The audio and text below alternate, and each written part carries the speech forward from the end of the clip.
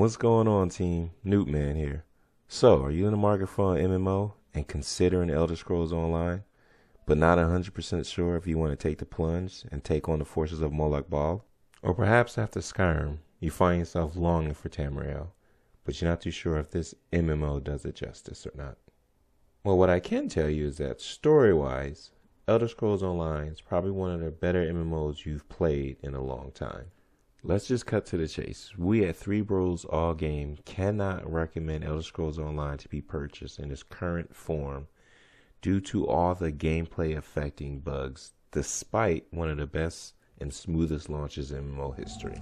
Now, contradictory to what I've just told you, I have taken the plunge, purchased the game, and I am enamored and in love with Elder Scrolls Online. I know. Bear with me. There are tons of reviews out there for you to decide if it's for you or not. What I want to focus on is the story. How well does a story in Elder Scrolls Online compare to other times in the past? What I can tell you is that a lot of care has been put into the story portion of Elder Scrolls Online, as well as presentation of that story. So in short, yes. Now when it comes to immersion, you will not find the same level of immersion here in Elder Scrolls Online as you would have found or have found in previous Elder Scrolls single player titles. It's just not that type of platform. It's just not going to work. So far the story has 3 layers. You have your main story, which is to go against Molag Bal.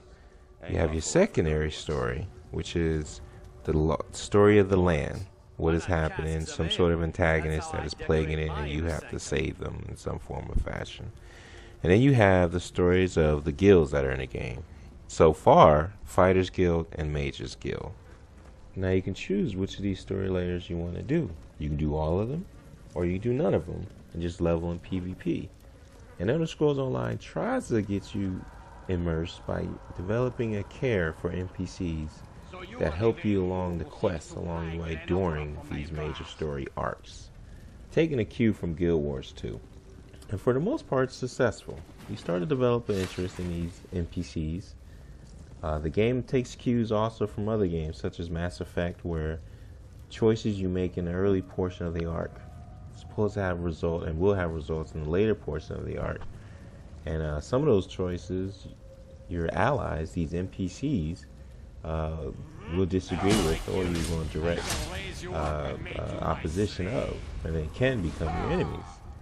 So overall it does a good job. Now for our story buffs, really can tell writing, not all of it is strong, but again, this is excellent for an MMO and for the person that's a casual gamer or single player type person that kind of cares more about the story aspect than the MMO aspect of Elder Scrolls Online. See, we know there's some gamers out there that care about story, care about how deep and involving it is, regardless if it's an MMO or not. Yes, we know there's people out there that would say, hey, if you're coming to an MMO, you're in the wrong place if you really expect story. Well, we kind of disagree with that here. For some gamers, that may be the deciding factor of whether or not to purchase an MMO. So that's what we're planning on doing here, is just show you different areas, different story arcs, not the main one. We don't want to ruin it for everyone. But Fighters Guild, Mages Guild, and Story of the Land that will show the presentation and the writing of the story, so you can get a good idea on what Elder Scrolls Online brings to the table story-wise. We know there's gameplay videos out there. We know there's reviews out there. We know there's PvP and there's combat and all types of things. But we know there's not too many videos that show the story. Such as here, I'm fighting Angoth, a necromantic reach mage that's been plaguing the lands of Glenumbra and the city of Daggerfall. With zombies, skeletons, and these weird vines you see in the background, causing all kinds of trouble. And though it may seem this is a normal boss fight you've seen over before, you kind of develop an attitude towards the guy as you go through the story. You really do kind of feel like, alright, I gotta end this dude. This dude is causing my lands a problem. I think that's an amazing achievement for an MMO. You see I'm in the Inner Sanctum. Doing okay. Definitely not doing the best. Some of you that do play are probably like, what is this guy doing? trying to get better at the game, obviously. Started out at EverQuest. It was my first MMO. Moved on to Everest 2 for a little bit. Then, because of the real life commitments, couldn't really get too involved in that. Moved on to WoW. Enjoyed WoW. Really enjoyed WoW for a long time. Battlegrounds, story. Burning Crusade, I think, was my favorite. And then again, real life came in and stopped there. And most recently, Guild Wars 2. Really enjoyed Guild Wars 2.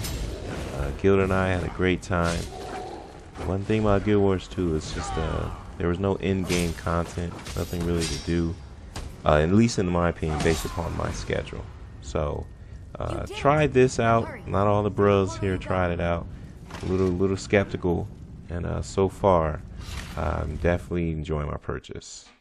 So if you're already playing Elder Scrolls Online and happen to be a casual player in the Daggerfall Covenant, then please look me up, Casewell Highborn. Let's group together and play. And yes, that's me. Apparently I'm a big deal. Lyris decided to write me down in a journal. He probably has dreams about me too. And if you're interested in the story aspect of the Elder Scrolls Online, please subscribe. Alright, again, this is Newtman. Thanks for watching, and I'll see you in Tamriel. And yes, this is still the coolest superhero ever.